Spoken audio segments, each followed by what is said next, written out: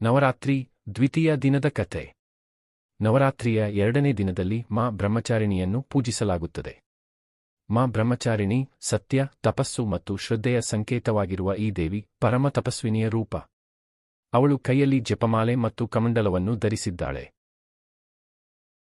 ದಕ್ಷಿಣ ಪರ್ವತದಲ್ಲಿ ಹಿಮವಂತ ಮತ್ತು ಮೇನಾದೇವಿಯರಿಗೆ ಕನ್ಯೆಯಾಗಿ ಜನಿಸಿದ ದೇವಿ ಬಾಲ್ಯದಿಂದಲೇ ಪರಮ ಶಾಂತ ಸ್ವಭಾವದವಳಾಗಿದ್ದಳು.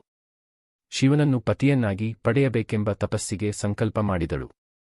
ಅವಳು ಕಠಿಣ ತಪಸ್ಸಿನಲ್ಲಿ ನಿರತರಾಗಿ ಅನೇಕ ವರ್ಷಗಳ ಕಾಲ ಆಹಾರ ನೀರು ತ್ಯಜಿಸಿ ಕೇವಲ ಗಾಳಿಯನ್ನು ಉಸಿರಾಡುತ್ತಾ ಧ್ಯಾನದಲ್ಲಿ ತಲ್ಲೀನಳಾದಳು. ಅವಳ ತಪಸ್ಸಿನಿಂದ ತ್ರಿಲೋಕವೇ ಆಕರ್ಷಿತವಾಯಿತು. ದೇವತೆಗಳೆಲ್ಲರೂ ಹರ್ಷಿತರಾದರು. ಅಂತಿಮವಾಗಿ ಶಿವನು ಅವಳ ಭಕ್ತಿಗೆ ಮೆಚ್ಚಿ ಅವಳನ್ನು ಪತ್ನಿಯಾಗಿ ಸ್ವೀಕರಿಸಿದನು. ಈ ದಿನದ ಪೂಜೆಯ ಮೂಲಕ ತಾಳ್ಮೆ, ಶ್ರದ್ಧೆ ಮತ್ತು ತಪಸ್ಸಿನ ಶಕ್ತಿಯನ್ನು ಪಡೆಯಬಹುದು. ಜೀವನದಲ್ಲಿ ಯಾವ ಕಾರ್ಯವನ್ನೇ ಮಾಡಿದರೂ ದೃಢಸಂಕಲ್ಪ ಮತ್ತು ಶುದ್ಧ ಮನಸ್ಸು ಇದ್ದರೆ ಯಶಸ್ಸು ಖಚಿತ. ಮಾ ಬ್ರಹ್ಮಚಾರಿಣಿಯ ಅನುಗ್ರಹದಿಂದ ಸತ್ಪ್ರವೃತ್ತಿ, ಶಾಂತಿ ಮತ್ತು ಆತ್ಮಶಕ್ತಿ ದೊರಕುತ್ತದೆ.